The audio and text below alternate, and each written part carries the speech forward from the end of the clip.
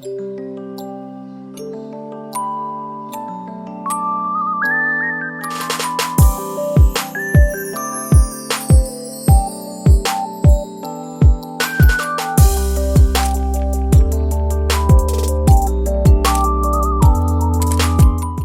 bosku, balik saya Timothy di sini. Selamat datang di channel Timothy AG Jok. Nah, hari ini saya akan membahas kelebihan dan kekurangan sebuah Toyota Sienna tipe Q.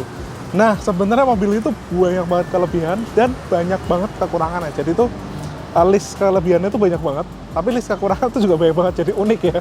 Nah, jadi kita akan bahas kelebihan dan kekurangan mobil ini. Tapi sebelum itu, mobil ini tuh udah dikerjakan jok kulit menggunakan bahan sintetik di bagian jok. Dan pemasangan armrest 4 buah di bagian jok depan dan jok belakang, lalu udah dikerjakan karpet juga. Nah, kalian bisa simak video ini sampai terakhir.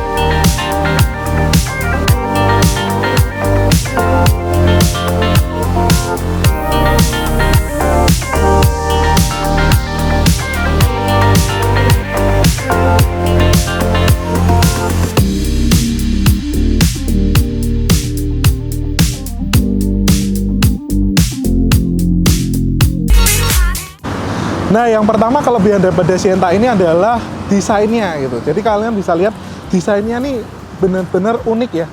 Jadi kalian bisa lihat ini tuh cantik gitu. Lampunya bentuknya tuh kalau lampu biasanya kan cuma sipit atau segitiga. Dia di sini ada lekukannya. Lalu di sini dikasih ornamen-ornamen. Grillnya juga udah kayak honeycomb gitu.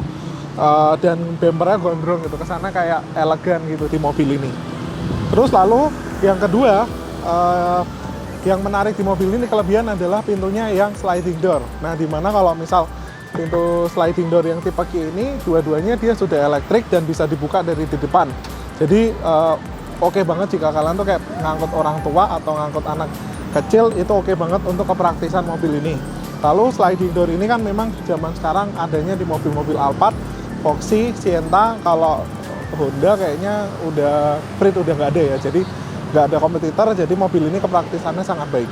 Nah, lalu juga karena dia ada sliding door sampai di bagian ininya, dia juga ada Sienta khusus yang untuk kaum disabilitas, jadi ada kursi rodanya yang bisa keluar otomatis dari dalam situ.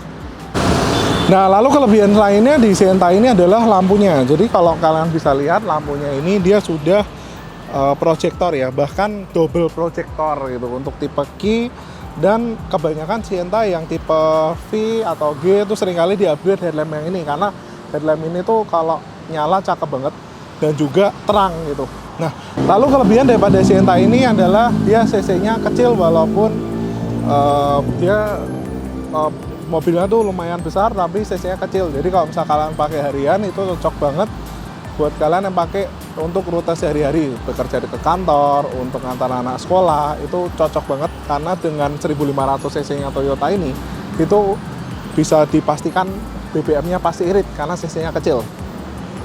Nah, lalu kelebihannya juga di Sienta itu kalian bisa lihat bahwa baris pertama dan baris keduanya itu lapang banget ya, gede gitu. Kalian bisa lihat tuh dashboardnya dan jarak antara joknya ini itu jaraknya tuh lebar, luas, dashboardnya juga kelihatan luas, kacanya depan gede.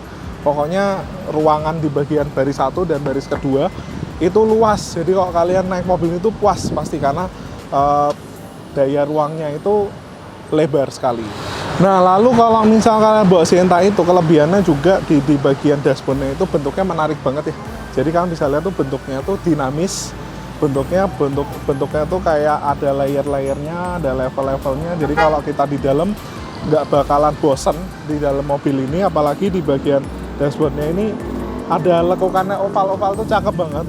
Nah, lalu juga kelebihan Sienta juga adalah untuk tipe Q itu dia sudah dapat kulit asli di bagian steeringnya. Jadi steeringnya ini udah dapat kulit asli dengan stitching motif padi gini, dan benangnya tuh warna orange. Jadi kalau kalian beli mobil ini itu untuk tipe Q ya, itu udah enak banget. Dan bentuk setirnya itu kayak sedikit flat bottom di bagian bawah, lalu di bagian sini tuh ada konturnya. Jadi kalau digenggam itu lebih enak.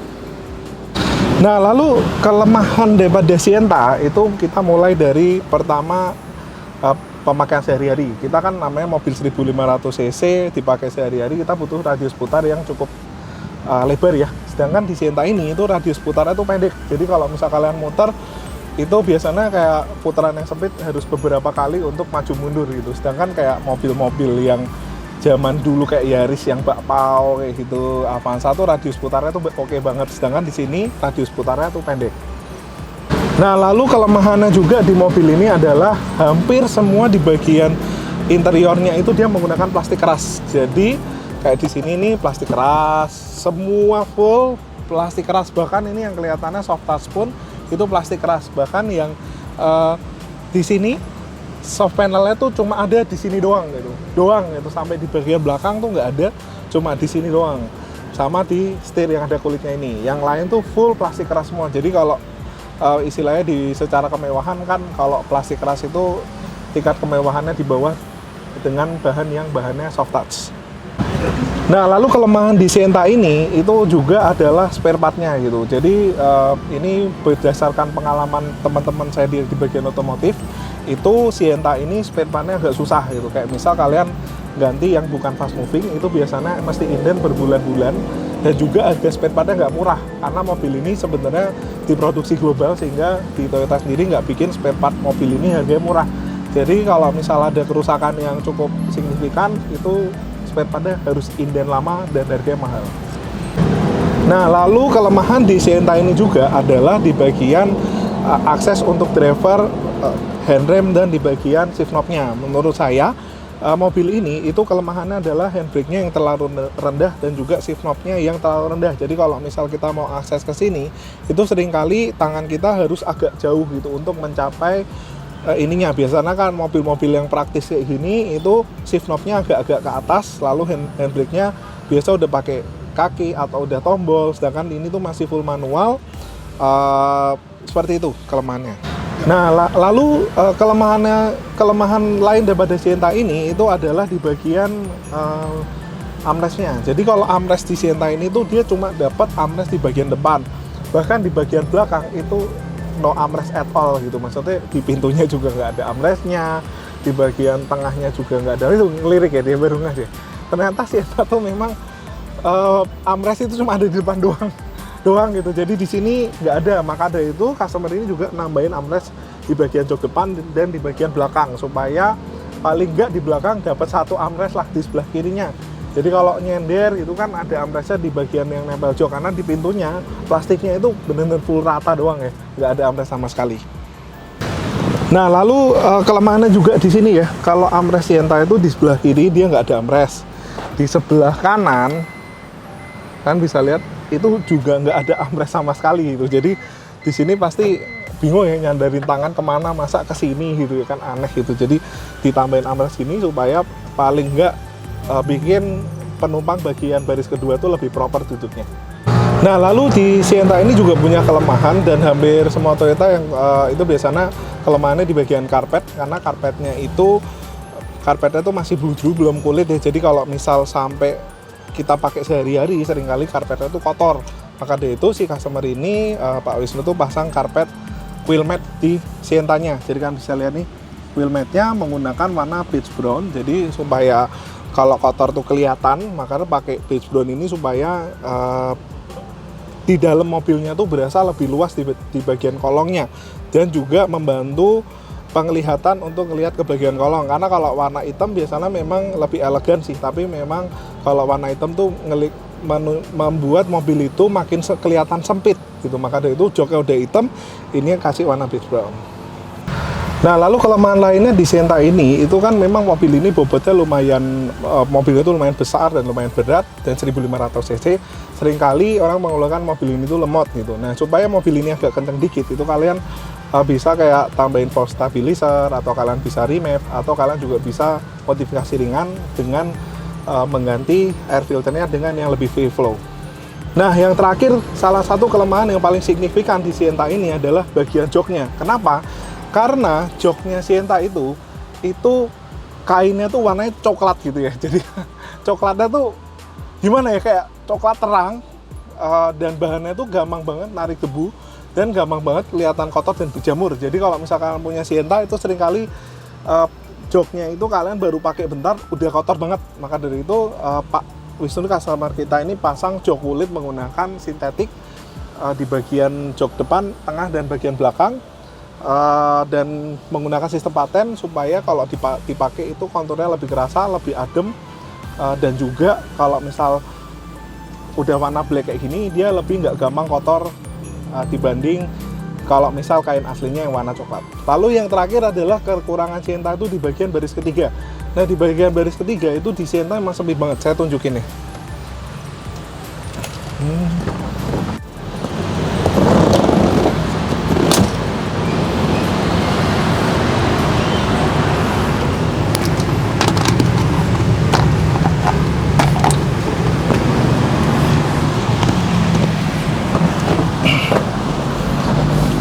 Nah, ini posisi saya duduk, kakinya udah mengkang aja, dia udah sejajar dengan ini. Coba saya tutup. Aduh, kakinya. Itu baris ketiganya tuh bener-bener sempit pol. Jadi sempitnya tuh banget gitu ya. Sampai kaki saya juga nggak bisa gerak. Bahkan ini lebih sempit dari Avanza gitu, yang mungkin Avanza tuh udah dibilang yang udah sering pakai Innova, biasanya Avanza kerasa sempit, ini jauh lebih sempit lagi dibanding Avanza. Jadi mobil ini akomodasi untuk baris ketiga tuh benar-benar buat anak bayi, bukan anak kecil ya. Anak kecil aja mungkin nggak cukup ya pakai mobil ini bagian baris ketiga, karena anak kecil sekarang kan tinggi-tinggi ya, besar-besar gitu. Jadi agak di belakang ini benar-benar akomodasinya benar-benar wow banget lah di bagian belakang ini. Nah jadi itu untuk Sienta. Jadi kalau misalkan kalian punya Sienta tuh kan bisa modifikasi seperti ini di AG Jok Semarang atau Tangerang. Untuk budget dan biaya sebenarnya tergantung daripada kalian pengennya seperti apa, bahan kulitnya apa, amperesnya berapa, itu kalian bisa tanyain konsultasi ke AG Jok Semarang dan Serpong. Jadi gitu aja bosku, thank you bos, sampai ketemu lagi di video selanjutnya.